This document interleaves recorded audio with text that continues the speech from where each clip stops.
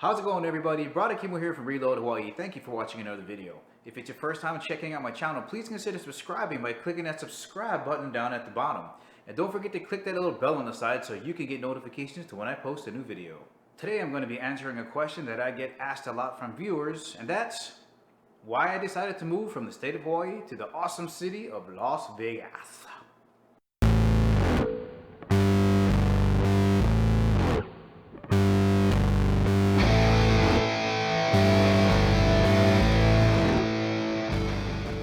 First things first, I moved to Las Vegas because my mom is up here and both of us have a house here that was being rented out, and the people decided to skip town and not pay rent, and I figured this was a perfect time for me to get out of Hawaii and into a cheaper mortgage out here and be closer to my mom at the same time.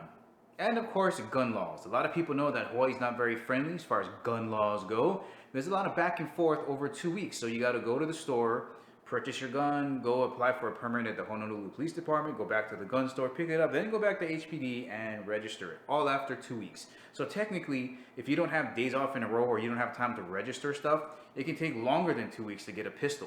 Really whack. Another whack thing is, if somebody invades your house, Hawaii is a retreat state, you cannot defend your home. You have to, if there's a reasonable way out, you have to exit your house. And that is whack. Here in Las Vegas, somebody comes into your house, yeah. And let's not forget about traffic. Hawaii traffic absolutely sucks. It sucks in general. On a daily basis, if you lived on the west side of the island and you tried to come into town, if you're not getting up at 4 or 5 o'clock in the morning, you know what, that's even late. If you're not getting up between 3 and 4 o'clock in the morning and driving to town, you're screwed. And imagine what happens when there's an accident. It's an island. It can be backed up for hours. There's this one time where we have the thing that, this zipper lane, that moves these little concrete blocks over. That thing broke down, and man, people weren't getting home till like 2, 3 o'clock in the morning the next day. So traffic there really sucks balls. There's also been some kind of questionable things that leadership have done in the state of Hawaii. For example, currently right now, they're trying to build a light rail system. And I say trying because there are things that just keep happening, from things falling apart, from it being ridiculously over budget. And when I mean over budget, $5.6 billion was slated to be the original amount to complete a 20-mile track. 20 miles, right? Now, $10 billion. They have to make a special bailout session to save a 20-mile light rail system. It's ridiculous. Anyway, I just got a recent news article from back home saying now that the original path of the rail has been blocked by some new developments, some new condos have come up. So now they have to hire more people to figure out a way how to get around there, or maybe they're just going to have it stop short of the 20 miles. And I don't even know what that equates to at this point. 20 miles, $10 billion. You guys do the math. Absolutely ridiculous. Now, on the other hand, we had a fantastic service called the Super Ferry. This is one of those things where you can just drive your car onto the ferry and it'll drive you to the next island and you drive off. Fantastic idea, was saving people tons of money going back and forth between islands, and they decided to nix it, right? Somewhere out of nowhere, the environmental study that they did wasn't good enough. And the new people that did the environmental study were like, blah, blah, blah. It's totally political. Everybody really wanted it. They got rid of it. Nobody really wanted the rail. And then they're starting to build it. And it is an absolute monstrosity. It really ruins the look of the island. If you guys ever go there, you'll see it. You're going to know what I mean. So again, questionable leadership. I just didn't want to be a part of that anymore. And the mother of all reasons, cost of living. It's expensive to live in the state of Hawaii. And I get it, right? It's not an unusual thing. Cost of living is high in places like New York and San Francisco. Anywhere where land is a premium, it's going to be expensive. I just read an article, a couple articles actually from back home, saying that if you're making $80,000 in the state of Hawaii, you're considered low income. Another one said that if you're a teacher in the state of Hawaii, it would take you 22 years to save up enough money to make a down payment. It's expensive. We have the $7 to $8 gallon of milk for on sale for $6. On sale for $6. That's really expensive. My condo back home, roughly about 550 square feet. That's roughly about $1,500 a month. As you move closer to town, it's not unusual to see a 400 square foot condo unit for $2,500 to $3,000. It's expensive. Now, when you see the day-to-day things, you can say, yeah, that's really expensive. And Hawaii also does take federal and state tax. Here in Nevada, it's just federal, so I'm saving money that way too. But when you look at it, the long-term effects is really the reason that I moved out here. And the main thing I'm referring to by long-term effects is basically retirement.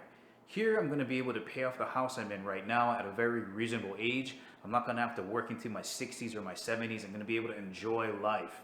when I look at what's going on back in Hawaii, everybody has debt, whether it's credit cards, student loans. You add to that your mortgage, your car payments, and then taking care of your kids, which I consider that and also debt, and all the things that you do on a daily basis. When you add all of that up, it gets to a point where you realize that you're not going to have enough money to retire comfortably unless you are just stroking in Hawaii, which most people aren't. So you have to get in there and decide to make a decision to remove yourself from that situation so that as you get up in years, you're going to be able to take care of yourself and not have to rely on your children to take care of you when you get older. Almost forgot to mention another reason, and that is adventure. Okay, when you're on an island, you're kind of stuck on an island. The only way off that island is to catch an airplane. And sometimes even doing that is hard, like going from Oahu, which is the main island that everybody lives on, and going to the big island, which is the one that's on the right-hand side, the big one at the bottom when you're looking at the map. It can be like $350. Now, I know there's things that you can go hikes, right? You can look at the waterfalls, you can be adventurous and do the haiku stairs. Oh, right, you like go surf and bodyboard, you can do that at Sandy Beach. I get that, right? But what I'm talking about is actually going out and having the ability to go to different places, getting in a car and driving without having to pay airfare. Like if I wanted to slide over to California, I can do that. I went over to Arizona, I saw Horseshoe Bend, I saw the Antelope Canyon. I went up to Utah, I went to Moab and saw Arches, and then we did Zion. All of those things are fantastic to do, and I'm not just limited to the left side of the map. I can go all the way to the right side of the map if I want to. And as I get a little bit older, I want to see these things before I pass on to the next dimension, whatever that may be. So if you're going to the state of Hawaii and you live there for a while, you may get island fever and just have the itch to get off that island onto the continental US. So in closing, guys, let me just say this. Yes, I am from Hawaii, but I'm also Hawaiian in ethnicity. And I'm always going to feel a very deep bond to the place that I was born and raised in, and my cultural background is also from there. But at some point, you have to make the realization and the very difficult decision to understand that as life goes on, you're not going to have the quality of life that you want or desire if you stay in a place that you cannot afford. And it was a hard decision for me. But essentially, all those reasons that I just listed are the main reasons that I moved from Hawaii to Las Vegas.